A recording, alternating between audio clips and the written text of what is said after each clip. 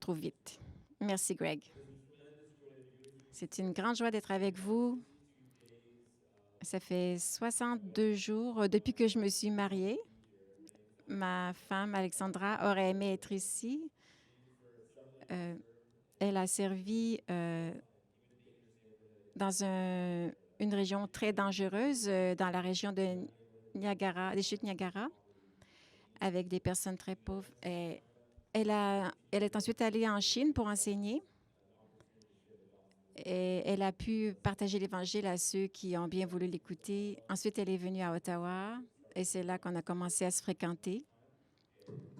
Et nous nous sommes mariés le 8 juin et nous vivons à Toronto.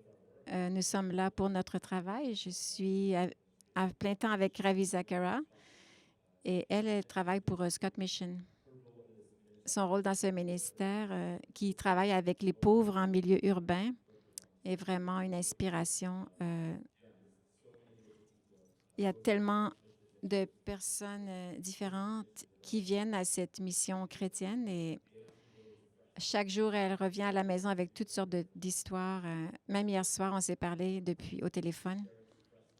Elle raconte des histoires, une histoire de quelque chose qui s'est passé hier quand elle parlait de l'Évangile à des personnes qui n'avaient jamais entendu. C'est une jeune femme formidable. Je vous partage cela parce que cette femme qui a tant d'importance pour moi, ma meilleure amie, est née dans une famille non chrétienne. Quand elle avait 13 ans, elle était au camp de la mission Scott, une mission pour les familles pauvres comme la sienne. Et les Gédéons sont venus et ont donné des Bibles, des petites Bibles rouges, les évangiles. Et ils lui ont donné un Nouveau Testament. Et quand elle a commencé à le lire, elle a commencé au début. Ça dit, oh, et elle était très déçue. Elle a regardé les références qui étaient au début du Nouveau Testament et en lisant les paroles de Jésus, elle a commencé à aimer Jésus. Et cette semaine-là, elle a écrit son nom à la fin du Nouveau Testament. Et les gens ont dit que son visage brillait, rayonnait dans ce camp. Elle ne pouvait plus arrêter de parler de Jésus. Elle est allée... ses parents n'étaient pas chrétiens, ne la laissaient pas aller à l'église. Alors, à l'école, elle se cachait sous l'escalier avec son petit Nouveau Testament rouge. C'était la seule écriture qu'elle avait. C'était les Écritures saintes. C'est tout ce qu'elle avait. Et elle lisait. Et s'il y avait des personnes qui lui disaient quelque chose, elle commençait à leur lire des choses dans le Nouveau Testament. Elle en parlait aux gens qui l'entouraient. Je voulais venir ici aujourd'hui et pour vous dire merci. Parce que vous êtes peut-être la personne qui lui a donné ce Nouveau Testament. Mais ce n'est pas seulement la personne qui l'a donné qui compte, mais ce sont tous ceux d'entre vous qui avaient donné de leur temps, qui sont sortis de leur zone de confort pour donner ces Bibles. Vous qui avez fait l'œuvre de Jésus, je veux vous remercier parce que grâce à vous, grâce à votre fidélité, j'ai la meilleure amie du monde. Et grâce à votre fidélité, j'ai ma coéquipière dans l'Évangile. J'ai ma bien-aimée épouse qui connaît Jésus et qui en parle aux autres. Alors, je vous remercie. Je vous parle de cela. Je vous raconte cette histoire, pas seulement pour vous dire merci, mais parce que j'espère qu'en voyant sa photo, vous pouvez voir à quel point elle est précieuse. J'espère que vous pouvez voir mon visage quand je parle d'elle. Vous pouvez voir à quel point je l'aime. Mais je vous en parle pas seulement pour vous dire merci, mais pour qu'on se rappelle que chaque personne qu'on croise sur la rue, chaque personne qui est à l'hôtel ici, mais qui n'est pas dans la conférence, chaque personne, des enfants dans les camps, des enfants de familles pauvres, chaque personne est précieuse pour Dieu. Chaque personne est précieuse. J'espère que dans les prochaines minutes, aujourd'hui, que ce soit pas seulement moi, mais que par la parole de Dieu, vous puissiez être inspirés à nouveau pour cette cause, de toucher des vies par l'Évangile. Alors, prenez 1 Pierre 3 dans votre Bible. 1 Pierre 3, on va prier. Prions. Père Céleste, nous te remercions pour ton amour. Je te remercie, Seigneur, d'être entré dans la vie de cette jeune fille de 13 ans et de l'avoir transformée. Je te remercie pour toutes les autres dans la région de Toronto qui t'ont rencontré à travers cette jeune femme. Je te remercie pour ce Gédéon qui a eu le courage de sacrifier de son temps pour donner ce Nouveau Testament à cette jeune fille. Je te remercie pour mes frères et sœurs dans cette salle et je prie pour leur ministère afin que tu souffles un nouveau souffle en eux. Et il y a encore beaucoup de choses à faire. Alors, pour ceux dans ce pays qui ne te connaissent pas, qui vivent des vies qui sont remplies d'anxiété, de peur, de honte, qui sont remplies de mort, Seigneur, je te prie de venir à leur secours au nom de Jésus. Amen. 1 Pierre 3, verset 14.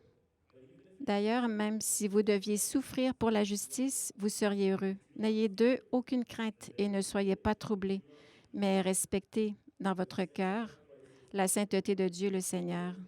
Soyez toujours prêts à défendre l'espérance qui est en vous devant tous ceux qui vous en demandent raison. Faites-le avec douceur et respect, en gardant une bonne conscience.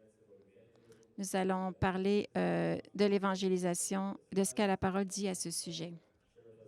Pasteur Carl nous a parlé à partir de l'Ancien Testament jusqu'à l'Apocalypse, que la Bible parle de l'évangélisation. Mais on va regarder ce passage. On voit d'abord, ne craignez point.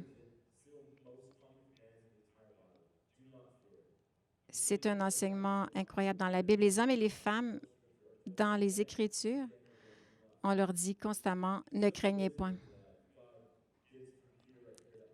Ici, Pierre nous dit cela.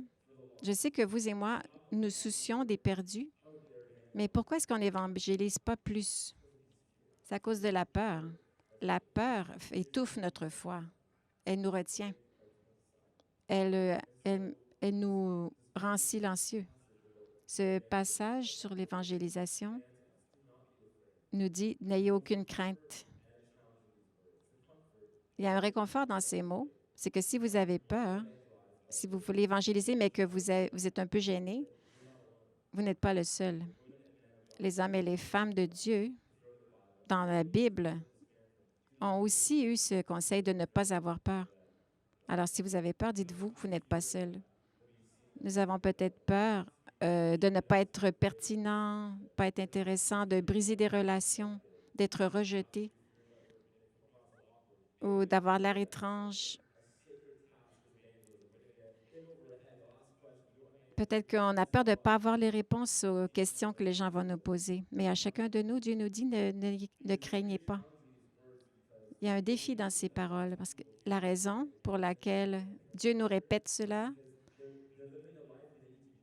c'est parce qu'on a besoin de cela dans notre vie. On a besoin qu'il nous le dise. On a besoin d'aller là où il nous conduit et qu'on se rappelle de ne pas avoir peur, parce qu'on doit être audacieux dans nos vies. Ces paroles, ne craignez pas, nous réconfortent, mais peut-être qu'on ne ressent pas la peur, mais c'est peut-être parce qu'on ne sort jamais de notre zone de confort, qu'on vit une vie confortable. Mais je vous mets au défi de continuer toujours de vouloir entendre « ne craignez pas » et d'être un peu plus audacieux, et un peu plus risqué et de sortir de votre zone de confort pour l'Évangile. Mais je veux que vous entendiez que ça ne dit pas seulement « ne craignez pas », mais ne soyez pas troublés. Et pour que nous soyons des évangélistes efficaces, pour que nous amenions des gens à Jésus, nous devons avoir peur de la bonne chose. Le commencement de la sagesse, c'est la crainte de Dieu. Et il y a une peur qui fait partie de ça. Je ne sais pas si c'est une peur ou un fardeau, Mais c'est normal qu'on ait ce fardeau pour les perdus. C'est normal qu'on ait peur. Qu'est-ce qui, qu'est-ce qui arrive à nos amis s'ils n'entendent pas l'Évangile? Ma famille est juive. Ma famille proche aime le Seigneur, mais quand mes grands-parents sont devenus âgés, quand ils sont approchés la fin de leur vie, je me souviens que j'ai eu peur parce que je me disais, qu'est-ce qui va se passer si personne ne leur parle de l'Évangile? Ils sont dans un contexte tellement isolé. Alors, je suis allée et, j'avais deux peurs en moi. La peur de briser notre relation. Et j'avais à peu près 40 minutes avec eux. Et j'ai commencé à leur parler de l'Évangile. Mon grand-père, c'était un de mes meilleurs amis, mais il a crié sur moi. C'était très bizarre. Quand j'ai dit à mes parents ce que j'ai dit, ils ont dit, t'as dit ça? J'ai pas compris. Quand il essaie d'expliquer l'éternité. Oh, j'avais essayé de leur expliquer l'éternité et ça, c'était un peu trop pour eux. Mais je suis tellement... J'avais un souci de leur bien-être, mais en même temps, j'avais peur de dire quelque chose de ce qui se passerait. Puissions-nous être des gens qui craignent la bonne chose parce qu'on aime les gens.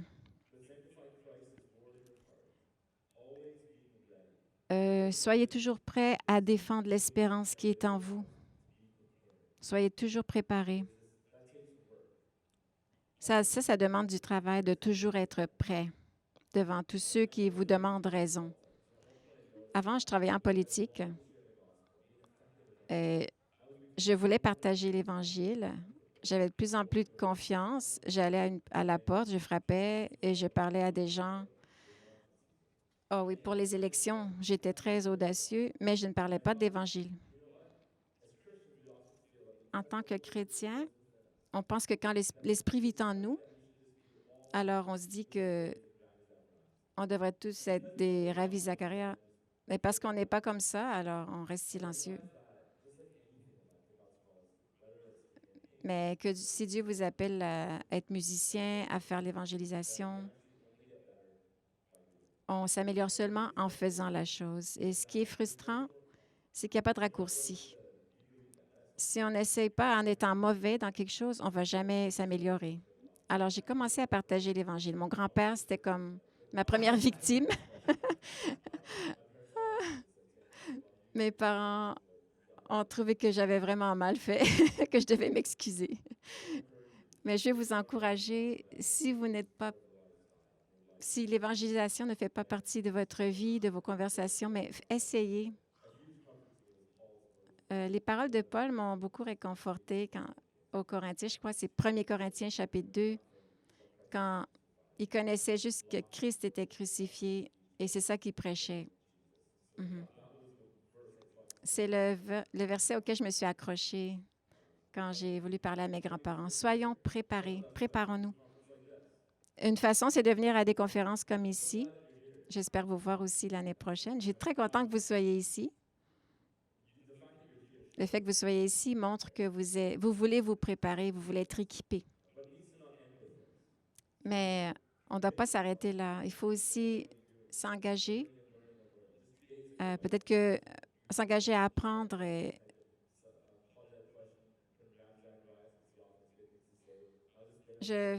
J'apprends beaucoup avec le ministère de Ravi Zacharias et que ce soit par des applications, en achetant des livres, on peut être équipé en étudiant la Bible. Des fois, il faut qu'on soit des gens qui connaissons toutes les Écritures, pas seulement quelques versets, mais on lise la Bible, même les passages qui sont plus ennuyants. Allez sur YouTube et cherchez des projets bibliques et pour avoir un plan pour savoir quel livre vous allez lire.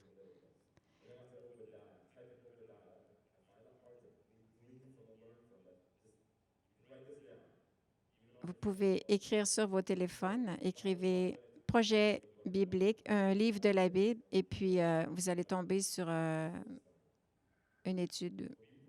Soyez préparés, préparez-vous. Oups. Une façon de se préparer, c'est de prier. Souvent, les pasteurs, avant de prêcher, ils prient beaucoup. Ils demandent à Dieu de mettre l'onction sur leur vie, sur leurs paroles, de préparer l'auditoire. Et j'ai remarqué dans les dernières années, j'ai eu des opportunités surprenantes de partager l'Évangile chez le coiffeur, un peu partout dans la famille.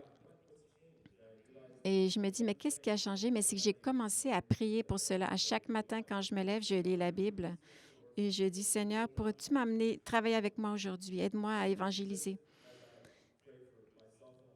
Et quand j'ai pris pour avoir l'audace de saisir ces opportunités, je prie pour les personnes que je vais rencontrer, que tu puisses préparer leur cœur pour que je puisse leur partager l'Évangile et que ça porte du fruit afin qu'ils te connaissent. Ça me réconforte de savoir cela. C'est, ouais, il y a seulement Jésus qui peut venir au secours des personnes. Et quand je pense à l'erreur que j'ai faite avec mon grand-père, mais quand mes parents m'ont dit ça, je leur ai dit, ben j'ai fait de mon mieux pour la gloire de Dieu. Et peut-être que je vais m'améliorer un peu à chaque fois. Et il y a une grande liberté de savoir que les gens viennent à Jésus. Pour chacun de nous dans cette salle, c'était un miracle que le Saint-Esprit a gagné, a opéré. Et faisons notre part et prions pour être préparés.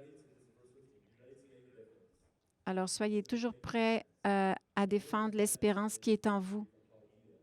Notre défense, c'est l'apologie. C'est l'explication, la défense. C'est un terme légal que les avocats utilisent dans une salle, dans une cour, quand ils donnent leurs arguments pour décider si une personne est coupable ou non. C'est de cette défense dont on parle. Pierre nous appelle à cela. C'est très important pour moi et c'est pour ça que je suis avec vous aujourd'hui. J'aimais Dieu quand j'étais enfant, mais au secondaire, j'ai commencé à avoir des doutes de savoir si Dieu était réel. Je voulais qu'il soit réel, mais intellectuellement, honnêtement, je savais, je l'aimais, mais j'avais ce doute. J'ai demandé à mon père de m'aider à répondre à tous mes doutes, mes questions. Mon père a dit, Jésus nous a appelés d'aimer Dieu de tout notre cœur, notre âme et notre pensée. Il a dit, ces questions vont être là, mais tu vas trouver une réponse. Et si ces questions sont fausses, je voulais que mon père m'aide, me réponde à mes questions pour que je continue d'aimer Dieu. Mais mon père m'a demandé de vraiment m'engager envers Dieu dans toute ma pensée. J'ai commencé à chercher des choses sur Google. J'avais entendu Ravi Zacharias à la radio. J'ai commencé à regarder ses enseignements. Et puis, j'ai trouvé des réponses concrètes, des raisons pour ce que nous croyons. Et à mon grand étonnement, j'ai trouvé que c'était vraiment évident que Jésus était resté des morts et je me suis vraiment, ça m'a vraiment appelé à suivre Jésus et à croire en lui. Je crois aussi que s'engager dans l'évangélisation et l'apologétique, c'est très important pour rester centré sur Christ. Récemment, un pasteur que j'ai connu dans ma vie a abandonné la foi, ça m'a brisé le cœur. On a besoin du Saint-Esprit, on a besoin de payer à sa parole, non seulement avec nos émotions et nos âmes, mais aussi avec notre intelligence. Et c'est pour ça qu'on doit se préparer et à défendre notre foi. Soyez toujours prêts à défendre l'espérance qui est en vous devant tous ceux qui vous en demandent raison. Pierre assume que l'évangélisation est en réponse aux questions qu'on nous pose.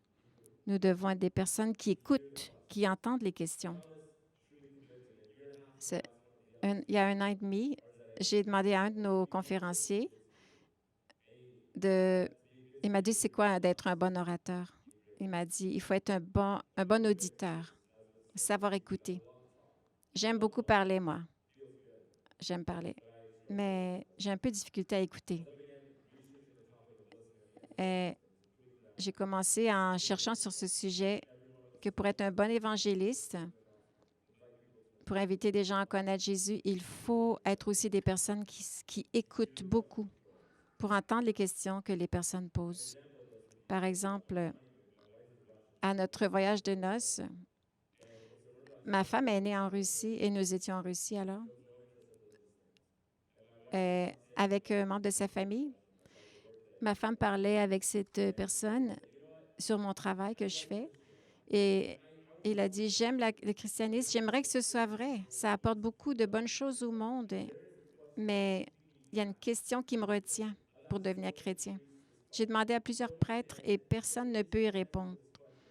Il n'y a pas de réponse pour cette question. Si je pouvais trouver une réponse à cette question, je deviendrais chrétien. J'étais assez nerveux. Mais j'ai écouté et ma femme traduisait pour moi et je disais, oh Dieu, je ne sais pas comment répondre. Il a dit, je sais que Jésus est le centre du christianisme, mais je sais aussi qu'il y a beaucoup des orthodoxes et des catholiques qui ne s'entendent pas sur la date de la naissance de Jésus. Alors, si tu ne peux pas t'entendre sur ça, alors à quoi ça sert? Je n'avais jamais entendu cette question. Par la traduction de ma femme, j'ai dit, Monsieur, je pense que vous avez compris une chose tellement belle et captivante du christianisme. Vous savez que nous croyons que Jésus est Dieu, le Fils de Dieu, la chose la plus puissante dans tout l'univers. Mais vous savez que la naissance de Jésus est un événement puissant, très puissant, qui s'est humilié et qui est venu pour être une personne opprimée dans une toute petite ville avec une femme marginalisée. Et j'ai dit, quand il est né, seulement les puissants, les empereurs, la bourgeoisie, leur date était connue d'une date de naissance. Mais celle de ce petit bébé dans cette petite ville n'a pas été retenue. C'est pourquoi on ne connaît pas vraiment la date de sa naissance. Il n'avait pas de certificat de naissance. C'est parce qu'il était tellement humble. Cette question, vous l'avez depuis tellement longtemps, mais ça me rappelle de la beauté de l'humilité de Dieu. C'est une évidence. On ne pouvait pas non plus... on a dû forger une date, mais... Alors, j'attends que ma femme traduise en russe. Et lui, il est en train de conduire. Il dit, « Ah, je suis d'accord. » J'ai dit, « Quoi? » Oui, ça a du sens. Et un peu après, j'ai dit, « Monsieur, vous aimez les bonnes choses que le christianisme fait. Et moi, j'aime les histoires de mon grand-père. » Il y avait des histoires tellement inspirantes de mon grand-père à l'extérieur du Canada, mais je ne l'ai jamais rencontré. Quand je l'ai rencontré, c'est encore plus précieux que toutes les histoires qu'il avait racontées. Mais j'ai dit, vous aimez les bonnes choses que le christianisme fait, mais vous ne connaissez pas Dieu. Ce serait vraiment dommage que vous passiez toute votre vie sans le connaître. Et je lui ai dit, s'il vous plaît, ne vous satisfaisez pas de ça. Mais vous avez besoin de connaître Jésus. C'est la chose la plus extraordinaire, le meilleur ami que vous pourrez jamais trouver. Et c'était une très bonne conversation que nous avons eue. Mais c'est venu nous l'avons eu parce que j'ai écouté à sa question. Nous devons écouter. Et cela Qu'est-ce qui nous empêche de bien écouter? Ce que j'ai trouvé, c'est que les hommes, ils n'écoutent pas toujours les sons, les mots que nous avons. C'est ce qu'on appelle le bruit blanc. C'est un bruit qui vient tout le temps dans l'arrière-plan. On essaie de ne pas l'écouter. Quand on arrête le temps, on va arrêter ça, tu vois. T'as plus de bruit, là. Tout le temps que j'ai parlé, j'avais entendu ce nom-là, ce bruit-là dans l'arrière-plan. Remets-le là, tu vois, là. Elle a dit, ah, ferme ça. OK, tu peux le fermer maintenant. C'est toujours plus mieux maintenant que vous entendez ma voix sans d'autres bruits. Ça fait 25 minutes que je parle maintenant. Et durant ce temps-là, vous avez entendu ce bruit-là tout le temps? Mais vous n'avez pas toujours entendu les bruits que j'ai dit, les paroles? Vous et moi, vous avez besoin de plus effectifs à écouter pour être des bons évangélistes. Il y a beaucoup là. Alors, une des prières que je vais prier dans les derniers mois, c'est d'écouter. Seigneur, aide-moi à t'écouter et d'éliminer les bruits blancs dans ma vie. Des fois, c'est des peurs, les insécurités, la honte, ou des péchés que nous n'avons pas confessés à Dieu ou à un frère ou soeur de notre Seigneur. Il faut prendre soin des bruits inutiles dans nos vies, parce que c'est étouffe de vie dans la vie pleine de Dieu qui inclut l'évangélisation. Je vais prendre maintenant. Seigneur, je te remercie, Dieu, que tu es ici avec nous dans cette chambre, dans nos vies, et tu sais les choses dans nos pensées, dans nos cœurs, qui nous empêchent d'écouter bien le monde autour de nous. Dieu, je te remercie. Libère-nous de nos peurs, de nos hontes, nos destructions. Amen. Non seulement il y a des bruits nécessaires dans nos vies, mais il y a aussi d'autres bruits dans les pensées du monde avec qui on parle. Écoutez ça. Il va chanter la fin quand on fait notre ministère. J'ai rencontré une fille à l'université d'Ottawa. Elle voulait devenir chrétienne. Elle y a moi, dans ce temps-là, j'étais un pasteur dans une église université. Alors, elle était tellement excitée. Mon père, c'était un musulman. Ma mère, c'était un catholique. Ah, moi, je veux tout. Qu'est-ce que tu as là? Dis-moi qu'elle me devenir chrétienne. J'ai dit, il faut prendre un café. On s'est rencontrés. Alors, j'ai écouté. J'ai écouté 3 heures. Parler 3 heures. Alors, je ne parle pas attention si bien que ça. Ça a été dur. Tout d'un coup, elle dit, elle était prête de faire quels mots devenir du club chrétien, quoi. Mais j'ai dit, j'ai entendu, quand elle parle, qu'elle ne comprenait pas que c'était réel. Pour elle, c'était des mots. Alors, on a parlé pendant 2 heures. Et je me rappelle, avec beaucoup de bonne mémoire, les yeux s'allumaient. Elle dit, on est assis dans le café. Tu me dis que si je dis ce café-là est là, la tasse de café là, puis c'est pas là, qu'un ou l'autre, il avait raison, et un autre, il n'est pas là, il a retard. Oui, c'est ça que j'ai dit. Ça fait du bon sens. Alors, OK. Ça vient de Jésus. Il y a du monde, comme mon père. Il ne pensait pas qu'il était crucifié. Mais toi, tu dis qu'il est crucifié. Et un va être à raison, puis l'autre, il va être tort. Oui. Alors, on a le privilège d'explorer les évidences de la mort et la résurrection de Jésus. Ça aurait été tenté de dire, OK, dis la prière. Mais je n'ai pas demandé de prier avec moi après cette session parce que de tout ce qu'on a couvert, il faut que tu reviennes à ça. Quelques jours plus tard, j'allais à Vancouver et j'ai eu un appel d'un. J'ai prié avec eux, elle a donné sa vie à Jésus. Ça a pris des heures d'écouter. Il fallait que je comprenne ce qu'elle disait et réaliser que si j'aurais dit ces mots de prière, on n'a réellement pas compris Jésus. dans sa vie. Elle avait dit des mots sans comprendre. Et alors, il faut écouter bien quand on nous demande de parler pour donner la bonne réponse. Des fois, on donne des bonnes réponses, mais pas bonne réponse, pas bonne question. La vraie réponse, c'est Jésus. Il y a tellement de questions. J'ai étudié l'histoire. J'aime ça parler de la résurrection de Jésus, de l'évidence de la résurrection. C'est pour ça que je suis chrétien aujourd'hui, parce que les évidences sont incroyables.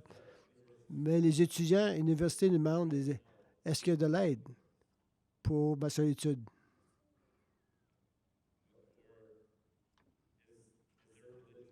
Est-ce qu'il y a une religion qui parle dans ce qui se passe dans l'environnement?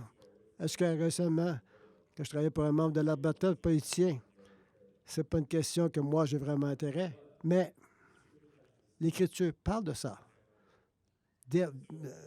Pour être plus effectif dans l'évangélisation, il faut mettre nos défenses une raison de répondre aux questions qu'on t'a demandées, qui vient de la Bible. On va regarder ça maintenant dans notre atelier. La prochaine ligne, c'est que il dit, donne compte de l'espoir qui est en toi. On va mettre ça dans l'atelier parce que je vais mettre une petite vidéo. J'ai mis une question, une discussion d'une heure de Ravi. J'ai vu cette petite clip-là, sur l'écran. Quand j'avais 18 ans, j'ai été en hôpital. J'ai essayé de m'empoisonner. Et mon cœur, il avait perdu toute son eau. Je n'ai pas eu réussi à me suicider. Un homme est rentré dans ma chambre. Il s'arrêtait 2 ans et demi passés. Il serait dans l'audience. Il a passé 2 ans et demi passés. Il est resté à Los Angeles. Il est rentré dans ma chambre de l'hôpital et j'ai regardé à lui. Il dit à ma mère, je vais lire ta Bible à ton garçon. Qui t'a laissé entrer ici? Mon fils est en train de mourir. Madame, ton fils a besoin plus que d'autres choses d'autres. Tu ne peux pas être ici, elle dit. Il est dans un soin intensif. Alors moi, je suis ici parce que tu es ministère. Il dit, tu ne peux pas être là. Il dit, fais-moi une faveur. Tu lis à lui toi-même. OK, donne-moi à moi. Ma mère, son anglais n'était pas très bon. Et ça baisse. Testament Gédéon King James, il donne ça à elle. Il tourne 3-14 et dans son accent très pesant. J'écoutais ça. Je savais que ma vie était complètement perdue. Parce que Jésus dit, parce que je vis, toi aussi tu vas vivre. Personne n'expliquait à ma mère. J'ai dit, arrête ma mère. J'ai dit, arrête là. Jésus, si tu es l'auteur de la vie et tu veux m'aider comment vivre, je vais faire confiance à toi. Mais je veux que tu chantes qu'est-ce que je vais faire. Je ne veux pas vivre. Si tu vas chanter qu'est-ce que je vais faire, je te laisserai de pierre tourner.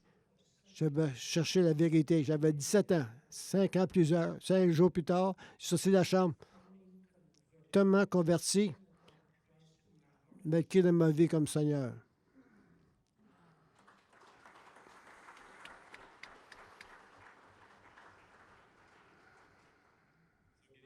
Et Gédéon, merci.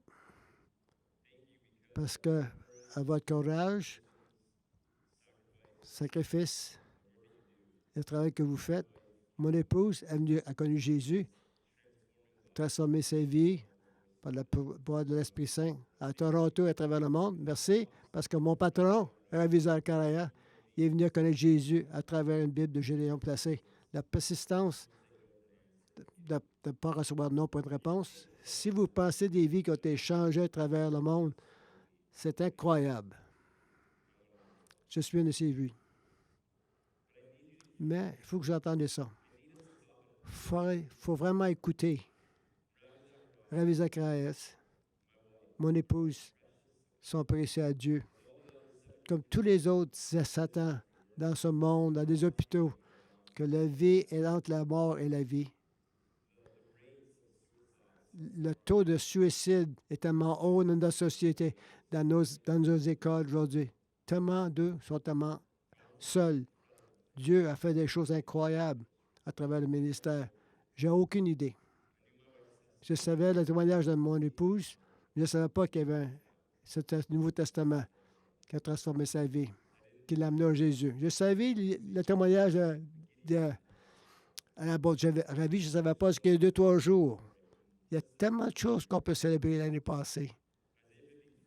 Isaiah 53 dit que Jésus, c'est un homme qui a des douleurs, quelqu'un qui a beaucoup de sourires, mais si tu regardes, il y a quelque chose qui manque. Je suis certain que si on peut voir dans la face de Jésus, comme dans 1 Jean, non seulement tu vois les yeux en feu, un homme qui avait tellement de joie, mais aussi une compassion pour ceux qui sont perdus, ceux qui sont en douleur, des victimes de justice et d'oppression. Demandons à Dieu pour ce même cœur. Donnons-nous à Jésus à cette grande compassion. Priez avec moi. Père Tout-Puissant, il y a tellement de choses qu'on peut dire merci pour. On vient avec toi avec beaucoup de joie. Ça appelle mon épouse, mon patron, et tellement d'autres personnes à travers le monde qui ont été réchappées à travers ce ministère. Seigneur, je veux joindre mes frères et sœurs ici en douleur, en compassion. Seigneur, je te dis, s'il vous plaît, veux-tu apporter la bonne nouvelle, l'Évangile à ceux qui ne l'ont pas, la parole de Dieu vivante pour ceux qui ont désespérément besoin dans nos familles, nos frères, à travers le Canada et le monde.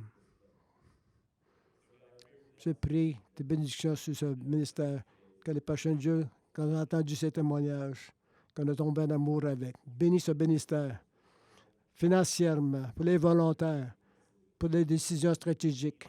Amène-les, ce ministère, pour qu'elles soient les meilleures années possibles pour ceux qui sont perdus. Au gloire de toi, au nom de Jésus-Christ, nous prions. Amen.